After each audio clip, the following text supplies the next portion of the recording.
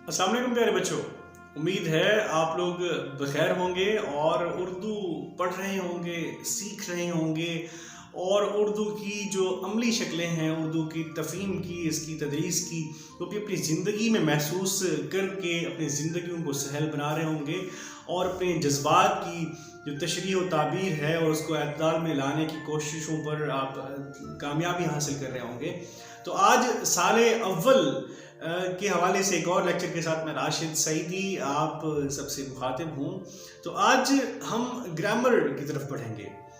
देखिए, ग्रामर यानी ज़ुबान का इल्म, ज़ुबान के कायदों का इल्म। तो बुनियादी तौर पर ये उसूलों की आज हम बात नहीं करेंगे।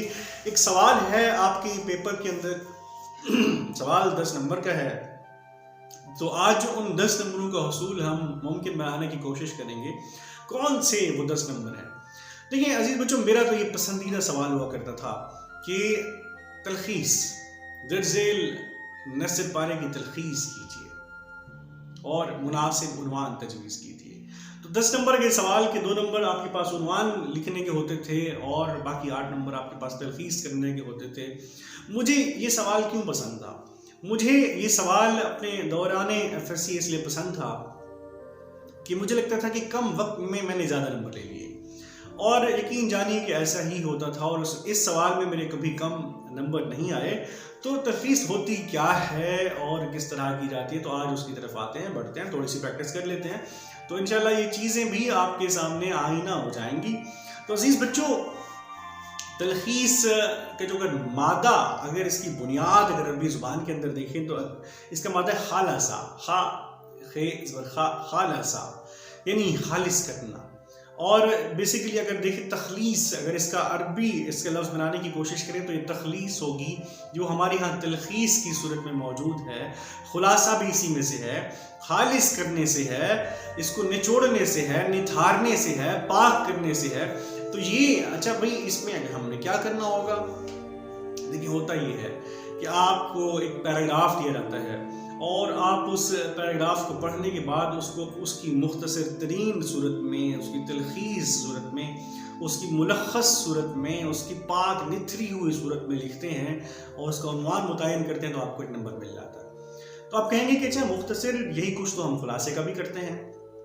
अच्छा, खुलासे में देखिए अजीज़ बच्चों, बहुत सी बातें यकसा हैं इसमें कि खुलासा आपने पहले सबक पढ़ा होता है, आपने उसकी प्रैक्टिस की होती है और आपके पास वो अनदेखी चीज़ नहीं होती, देखी हुई होती है, सोची हुई चीज़ होती है, आप तवक्को कर रहे होते हैं, जैसे आता है तो वो बल्कि कुछ बच्चों ने याद करके रटा हुआ भी होता है, आप छाप देते हैं।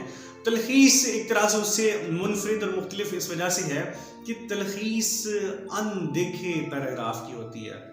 तो इसमें आपकी काबिलियत का, आपकी अहलियत का और आपकी जुमलों की बुनत का और आपकी इस टेक्निक में महारत का सही तौर पर इसमें अंदाज़ा होता है कि क्या है, आपको किस कदर आता है, तफ़हीम क्या है। तो देखिए अब हम इसकी तरफ आते हैं कि ये है क्या और इसके उसूल क्या होंगे। देखिए मैं आपको एक मिसाल बताता हूँ कि एक बिलफर्ज कि मैं क्लास ले रहा हूँ और उस दिन एक बच्चा नहीं आया, दूसरे दिन वो बच्चा आता है और आपसे पूछता है कि हाँ भाई क्या पढ़ाया था सर ने, तो आप कहते हैं भाई गज़ल के हवाले से लेक्चर था। और क्योंकि अगर आपने गौर से सुना होता तो ये वाली बातें थी, तो 40 मिनट का लेक्चर आपने सुना, 45 मिनट का, और आपने उसे 3 से 5 मिनट के अंदर, 4 मिनट के अंदर अहम बातें बता दी और आपके नज़दीक आपने कोई अहम बात नहीं छोड़ी, तो दरअसल आपने तलखीस कर दी है। तो इसका अंदर होता है, तो आप उसमें से कौन सी बातों की एहतियात करते हैं और कौन सी बातें आप जो है ना अपने पेश नज़र रखते हैं, तो उसको देख लेते हैं, फिर हम थोड़ी सी प्रैक्टिस करेंगे।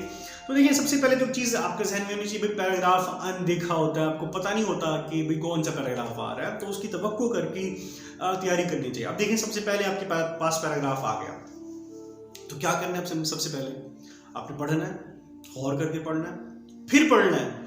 आपने उस मुख्तसर इबारत को एक से ज़्यादा दफ़ा पढ़ना है और फिर अगर आप देखते हैं चीज़ों की कि भाई ये जो मैंने पढ़ा है उसमें तो ये अगर उसमें जुमले ज़्यादा हैं, ख़त्मे ज़्यादा हैं, तो ख़त्मा एक बात की अलामत होती है कि बात ख़त्म होगी, दूसरी उससे जुड़ी हुई बात अगली है, और निस्बतन कम जुड़ी हुई बात के लिए अलग पैराग्राफ होता है। तो पैराग्राफ तो अमूमन एक ही होता है, इबारत जो आती है आपके पास, तो आपने या तो आपने उसको क्या करना है कि आपने उसको पैचेस, इसके टुकड़े बना लेने का, ये बात इस टुकड़े की ये है, इसमें बिलफर्ज 3 टुकड़े हैं।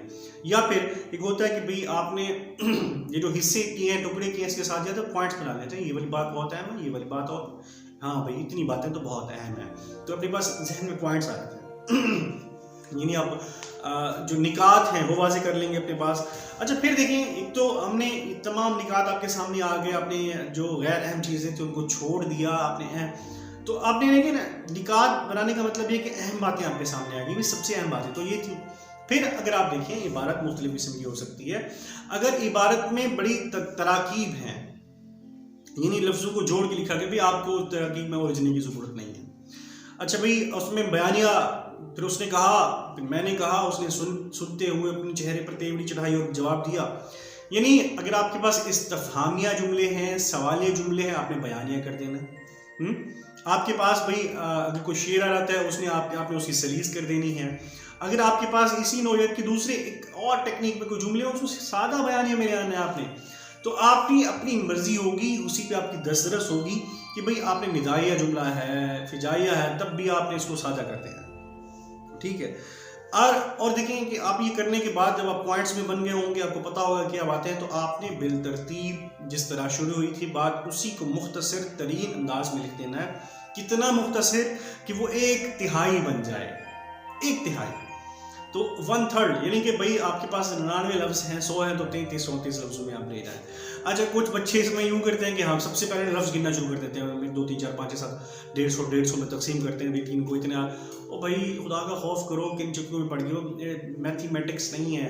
आप अपने जुमले की नाहवी साख्त का आपको इल्म होना चाहिए, लिखने का पता होना चाहिए, आपको इसकी प्रैक्टिस करनी हो। जिस कदर आप इसकी प्रैक्टिस करेंगे उस कदर ये चीज़ें आप पर खुलेंगी, आसान हो जाएंगी और इसका करना आपके ऊपर बहुत सहल हो जाएगा। तो प्रैक्टिस करें मुख्तसर लिखने की। आप जुमले की नाहवी साख तब्दील कर सकते हैं, जुमले का स्ट्रक्चर अपना ले आए आप।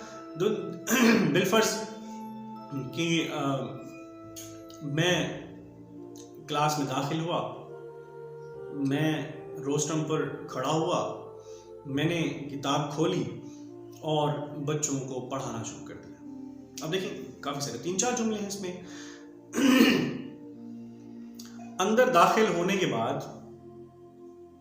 रोस्टम पर खड़े होके किताब खोलकर मैंने बच्चों को पढ़ाना शुरू कर दिया। ये है, आपने उसकी जो स्ट्रक्चर है वो तब्दील कर दिया, ठीक है।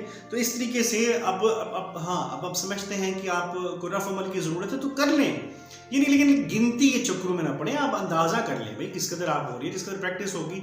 हाँ आपको लगता है कि मेरे ज़्यादा हो गई है तो रफ अमल होगा तो आप उसमें कर सकते हैं, टाइम तो होता है। देखिए अगर आप वक्त पर चीज़ों को उस तरह तकसीम करेंगे तो फिर आप कर सकते हैं, इसमें मसले की कोई बात नहीं है। तो आज हम थोड़ी सी प्रैक्टिस कर लेते हैं चीज़ों की। तो जुमला लिखिए कि वो मुश्किलात और हवादिस में घबराता नहीं बल्कि तनदही से अपने काम में मसरूफ रहता है।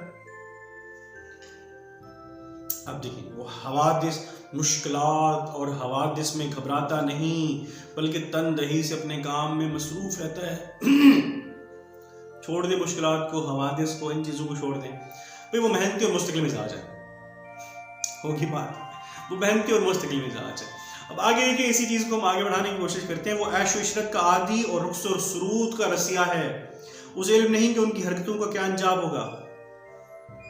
वो अय्याश है और अंजाम को भूला हुआ है, आपकी तलखीस हो गई। तो आपने प्रैक्टिस करनी है, आपने चीज़ों को निचोड़ना सीखना है, उसमें उसका मगज़ है वो निकालने की कोशिश करनी है। आगे देखिए कि शराब, चरस, अफ्यून और सिगरेट से सेहत की दीवार गिर जाती है। सेहत की दीवार, कोई तशबीहात आ रही है भाई, एक एक नशे का नाम लेना क्या ज़रूरी है। तो मुनशियात सेहत के लिए मुज़र है, आपकी तलखीस हो जाती है। अगर तुम मेरे इल्म से फ़ायदा उठाओ तो ये तुम्हारे हक में बेहतर है। अगर तुम मेरे इल्म से फ़ायदा उठाओ तो तुम्हारे हक में ये बेहतर है। भाई मेरा इल्म तुम्हारे लिए मुफीद है, फ़ायदेमंद। तलखीस हो गई है। चीज़ों को इस तरह परखना सीखें, इसको जोड़ना सीखें, तब हो जाएगी। और सब कुछ होगा प्रैक्टिस से। अजीज बच्चों प्रैक्टिस मश्क करें लिखने की, पढ़ करने की। दुनिया एक मैदान, एक औजार है, और जिस चीज़ को तुम इल्म कहते हो दरअसल ये एक हरीफाना कशमकश और मुकाबला है।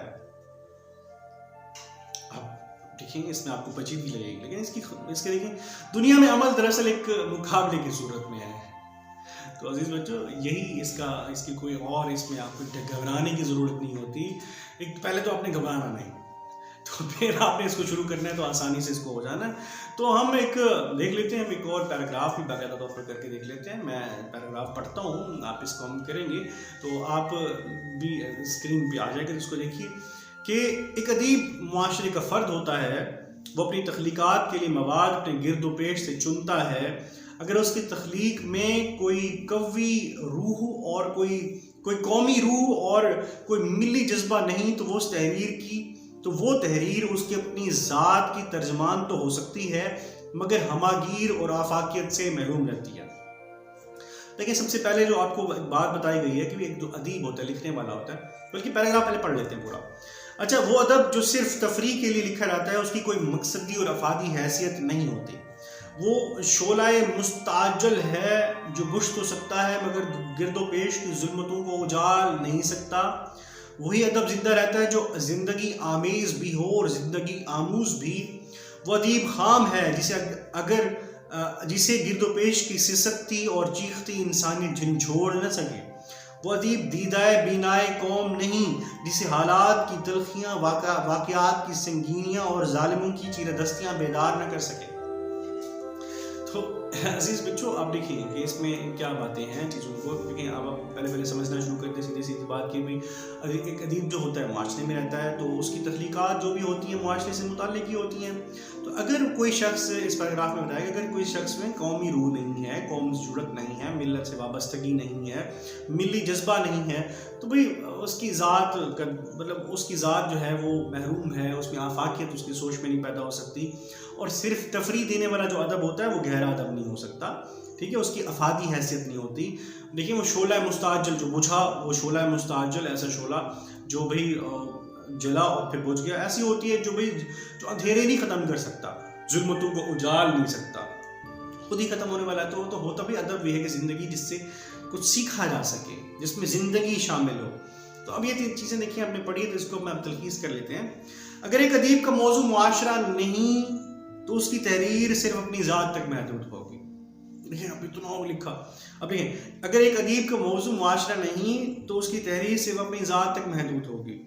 इस तरह तफरीह अदब का कोई मकसद नहीं, इसलिए वो ज़िंदगी को मुतासिर करने की अहलियत नहीं रखता।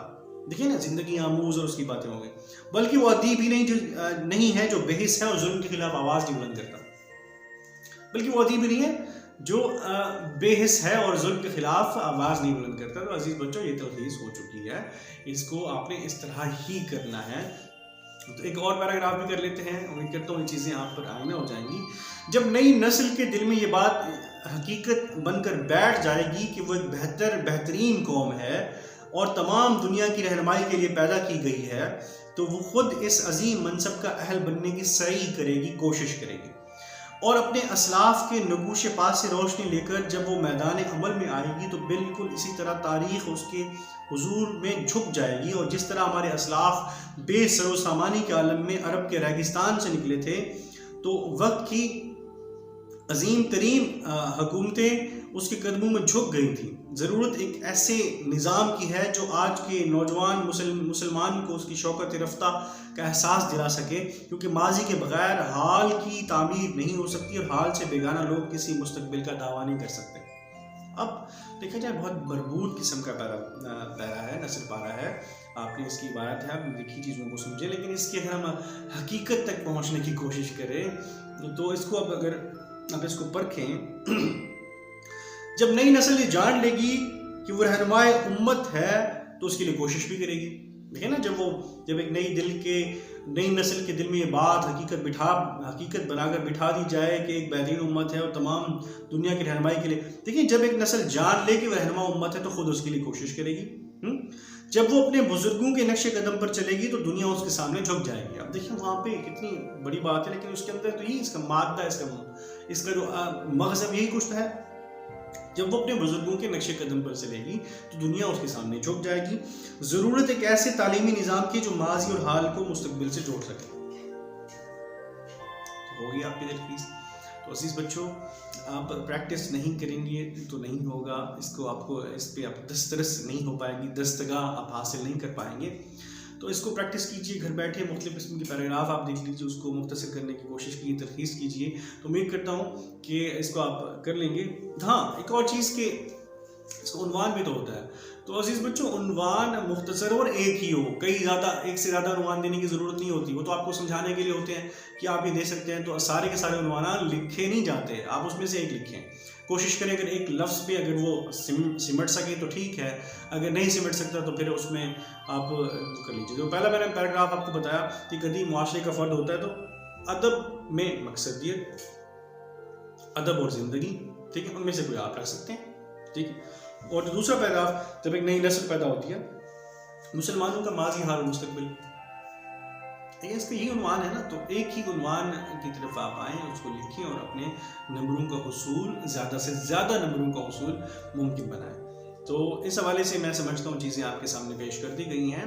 अगर इस हवाले से किसी और नौयत का सवाल आपके जहन में आता है तो पूछ सकते हैं। मैं राशिद सईदी आपसे मुखातिब होऊंगा। फिलवक्त मुझे इजाज़त दीजिए, बहुत शुक्रिया, अल्लाह हाफ़िज़।